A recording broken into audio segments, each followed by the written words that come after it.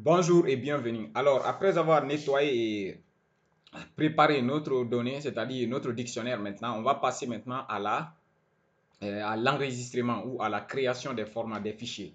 Donc, nous allons d'abord, pour cela, nous allons travailler avec Pandas. Donc, je vais appeler ça D data frame pour dire data frame. PD, on avait abrégé ici en haut, si on revient, en PD. Donc, d'où PD, point. Il y a un attribut qu'on appelle data frame. Et puis, dans data frame, je vais passer maintenant ici, blog, c'est-à-dire tout mon blog, ici en paramètres. Et puis, je réexécute. J'essaie d'afficher maintenant DF, c'est-à-dire notre data frame. Comme vous pouvez le constater maintenant, on a un tableau Pandas maintenant. Vous voyez? Et quand je reviens, on a des en-têtes. Ici, titre, image, vidéo, contenu, tag, ainsi de suite. Donc, on a tout ce qu'il faut. Maintenant, la première des choses, comme je peux vous montrer ici, pour le moment, quand je viens ici, il n'y a aucun fichier. Je peux créer un fichier CSV, car en data science, on travaille beaucoup avec ça. Et pour cela, il suffit simplement de prendre data frame et puis tu mets tout CSV. Automatiquement, vous allez donner le nom. Par exemple, vu que j'ai appelé, l'autre s'appelle, la variable s'appelle bloc, je peux donner par exemple bloc aussi. Et puis, je termine par point CSV. Et puis, quand j'exécute, automatiquement, si je reviens maintenant, vous verrez que Python m'a créé un fichier CSV. Je peux afficher, voir son contenu, ainsi de suite. Mais ce n'est pas ça notre objectif premier ici. L'objectif réel ici, c'est de pouvoir enregistrer ça dans une base de données MySQL. Donc, pour cela, je vais lancer maintenant mon serveur exemple. Ici, je vais démarrer. Et là, je vais lancer la base de données d'abord. Voilà. Maintenant, avant de commencer, je reviendrai sur la documentation. Voilà. Ici, comme vous pouvez voir la documentation ici. Donc, pour la documentation, je vais créer une fonction que j'appellerai connexion. Ici, là. Et je reviens sur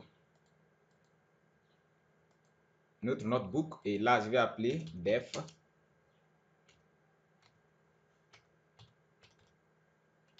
connexion. Et là, connexion, je mets le code que je viens de copier et je le mets à l'intérieur. Voilà, je les indente une fois et là, l'importation, je vais utiliser ça dans l'espace global ici. Voilà. Et à partir de maintenant, ma fonction, je vais retourner simplement return db.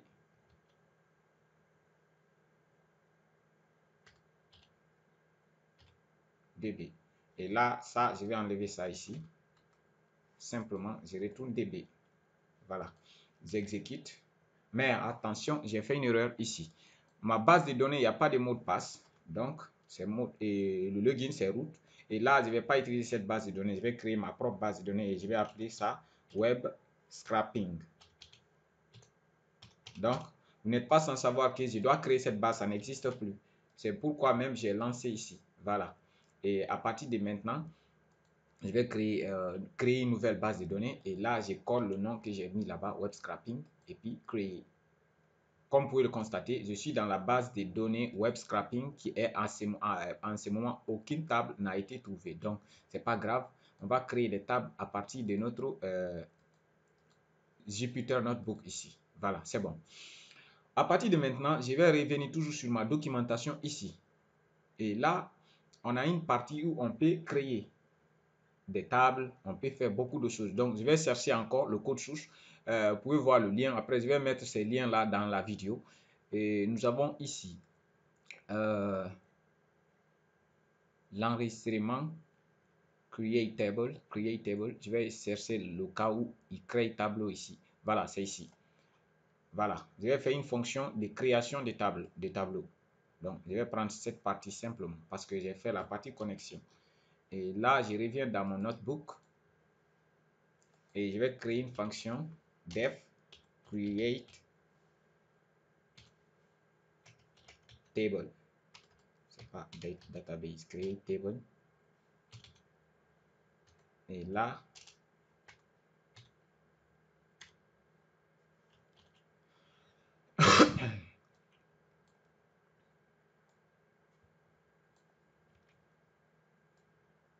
voilà. Et maintenant, comme vous pouvez le constater, je vais revenir ici. Je ne vais pas me fatiguer trop. Je vais remonter, prendre tous ces champs-là et je vais créer ma requête, notre query à travers ça. Ici, voilà.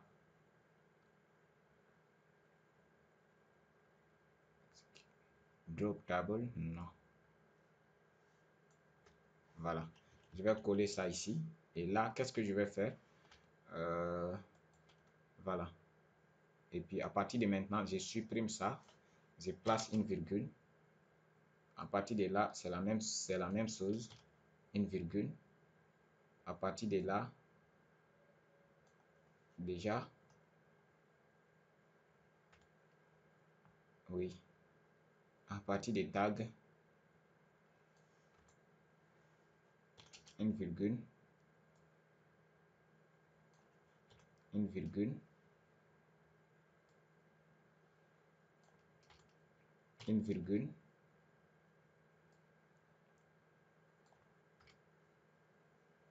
Une virgule. Et puis URL. Je crois c'est ça. On a 1, 2, 3, 4, 5, 6, 7. 7. Est-ce que c'est pas plus? Je crois que j'ai perdu un champ. Remonter. 1, 2, 3, 4, 5, 6, 7, 8. Voilà. Or ici, on a 1, 2, 3, 4, 5. Voilà, vidéo déjà manque. Je vais voir, je vais bien respecter pour ne pas faire des erreurs. Les erreurs, la vidéo est troisième champ ici.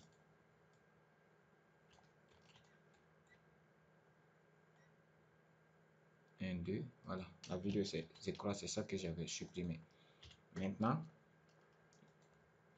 ça va. Ici, 1, 2, 3, 4, 5, 6, 7, 8. Ça va. Et là, maintenant, je reviens ici. J'étais où? Name. C'est bon. Varchar. Je prends Varchar. Ici. Ça va être de type Varchar.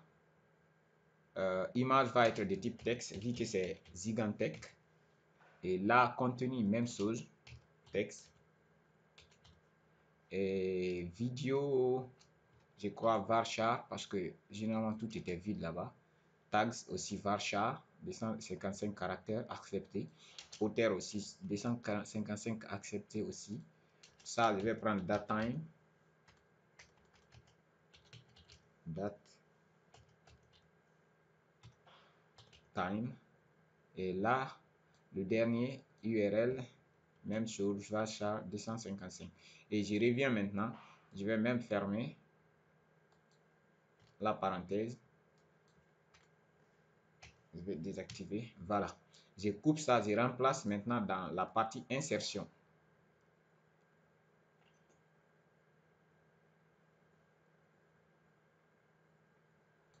Voilà, je vais couper ça. Et à partir de maintenant, primary que je vais enlever tout ça là, remplacer tout ça là par. Voilà. Alright, c'est bon. On a tous nos champs. Et ce qui veut dire qu'on vient de créer, c'est ce qui va permettre de créer notre table. Là, c'est bon. Je vais enlever celui-là. C'est commentaire qui ne sert plus à rien. Voilà, c'est bon. Et là, je peux exécuter ma fonction. Et là, je vais, je vais maintenant créer la table ici. Si tout se passe bien, sans erreur, ce qui veut dire que la table est créée. Donc, la table n'a pas été créée. DB, ah oui, c'est normal parce que je n'ai pas appelé la connexion, la fonction connexion ici. Voilà. Il faudrait appeler la fonction connexion ici. J'appelle ça DB égale la fonction connexion car retourne. Voilà, c'est bon. À partir de là, c'est quoi l'erreur encore? Access denied for user root localhost using password. Attention. Root web scraping. Pourquoi ça? Je n'ai pas utilisé de mot de passe.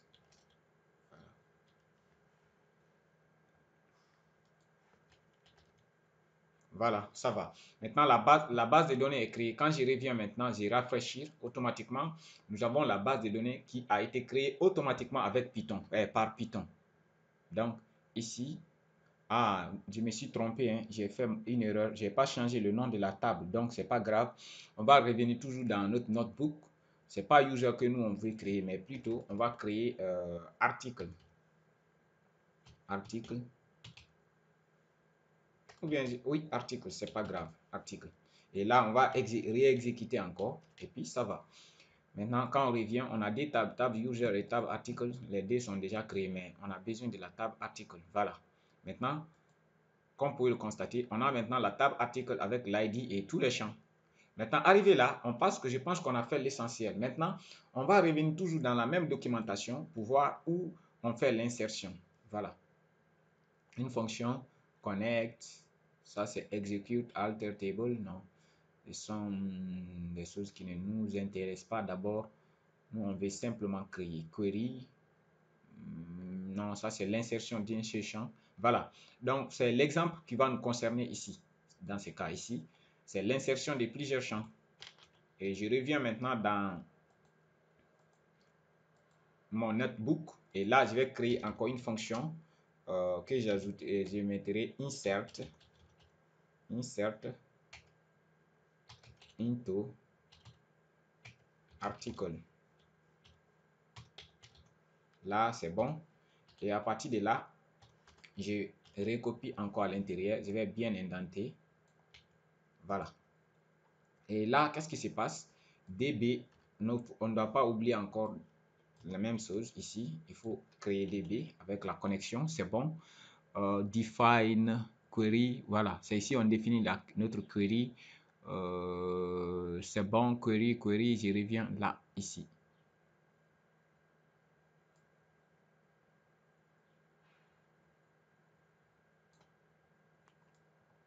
Je vais prendre tous ces champs-là et je vais ajuster.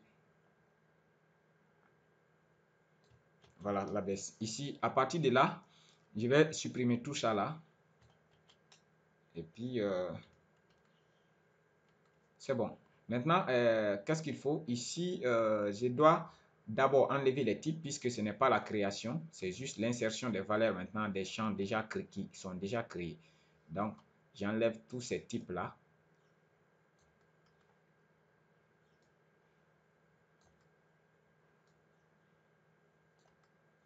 Et puis, datetime, même chose ici. Et puis, URL, même chose ici. Voilà. Je crois que c'est bon là. Voilà, c'est OK. Maintenant, on a tous ces champs. Et là, ici, maintenant, il faut insérer value pour les insertions values. Et là, maintenant, on met %S format, c'est-à-dire les chaînes de caractères. C'est pour ça, dans la vidéo précédente, j'avais converti tout en chaîne de caractères car MySQL accepte que ça. SQL 1, 2, 3, 4. On avait 8, 5, 6, 7, 8. Voilà. On a 1, 2, 3, 4, 5, 6, 7, 8. Ça va. À partir de maintenant, je pense qu'on est bon. Et là, ici, value, on s'en fout de value. Je vais passer value maintenant en paramètre de notre fonction, c'est-à-dire notre tableau. Notre tableau de tuple qu'on vient de créer dans les vidéos précédentes. Ici, je vais enlever aussi son commentaire. Et là, ici, value est là, c'est bon. Donc, à partir de maintenant, je vais exécuter cette fonction. Et là, on a dit cursor recount va retourner le nombre de valeurs insérées. On va dire record insert. Donc, c'est bon. Record inserted, il va afficher, c'est-à-dire 4 champs insérés. C'est bon. Et à partir de maintenant, je vais appeler cette fonction. Et je n'ai rien besoin de m'inquiéter maintenant. On a déjà fait tout le travail. Bloc, il suffit de convertir d'abord bloc. Attends. Quand j'ai fait bloc,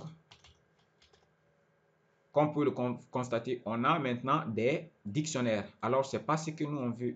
Donc, ici, il faut changer. Ici, on aura quoi? Maintenant, comme vous pouvez le voir, ici, on a des tuples. Alors que quand nous revenons au niveau de la documentation, là-bas, pardon, on a des dictionnaires. Alors que quand on vient au niveau de la documentation, on n'a que des tuples. C'est-à-dire, on n'a pas que les valeurs, on a que les valeurs. Valeur 1, valeur 2. C'est-à-dire, ici, on a value %, c'est-à-dire name et username. Mais ce n'est pas le cas. Et c'est cette transformation qu'on doit maintenant procéder ici, dans ce cas. Vous voyez? Et là, pour cela, je vais faire d'abord blog avec sans S. Et je vais faire for. Toujours, je travaille avec enumerate blog que je viens de mettre in enumerate. Voilà. Et je passe mon blog, c'est-à-dire le tableau de blog. Là, j'ai fait une erreur. Ici d'abord, je vais laisser ça d'abord. Voilà. Je vais exécuter ça simplement. Et maintenant, je vais dans les dictionnaires, on a ce qu'on appelle des méthodes qu'on appelle value et keys. Value va retourner uniquement que les valeurs, alors que key va retourner uniquement que des clés. Par exemple, vous voyez, quand j'ai mis value, il va retourner que des valeurs. Maintenant, si je veux des clés, par exemple, il me suffit de mettre keys avec la méthode keys, je vais obtenir uniquement que des clés, c'est-à-dire dict va retourner un dictionnaire des clés. Et l'autre, par contre, retourne un dictionnaire des valeurs. Donc, mais dans notre cas ici, on a besoin que des dictionnaires des valeurs. Voilà. Et là maintenant, il suffit de convertir ces dictionnaires en tuple. Car ce sont des valeurs qu'on doit insérer et non les clés. Voilà. Et là, comme vous pouvez le constater, on a maintenant les clés. Et là, dans notre méthode, puisqu'on a passé values, et je vais passer ici values. Voilà. Et là, notre maintenant variable value va être composée maintenant des dictionnaires des valeurs de nos articles. Donc ça va. Arrivé là, on est bien. Et c'est quelle erreur? Ah, ok. J'ai exécuté ça 2 fois et la table existe déjà, ce qui veut dire ici, table article already exist. Donc, c'est pas un problème, on peut continuer maintenant. Et là, ici, on va vérifier. Voilà, ici, il faut faire attention. J'ai pas changé encore user, je vais changer simplement par article parce que je vais utiliser uniquement la table article. Donc, à partir de maintenant, je peux appeler cette méthode et sa signature sans rien changer puisque j'ai la nouvelle valeur maintenant ici qui est créée values avec un tuple de valeurs, clé valeur. Et là, je vais m'assurer que la table article est là. Alors là, la table article n'est pas là encore. Voilà, la table article est déjà là et c'est vide pour le moment. Maintenant, si je reviens dans mon Jupyter Notebook ici, c'est réexécute ce code. On me dit qu'il y a quel problème. Table user does not exist. Donc ici, il y a toujours un problème. Il faut réexécuter celui-là.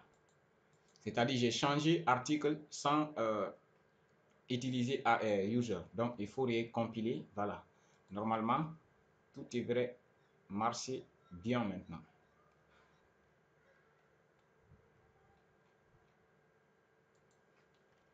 Voilà. Comme vous pouvez le constater maintenant, on a 4 valeurs insérées dans notre tableau.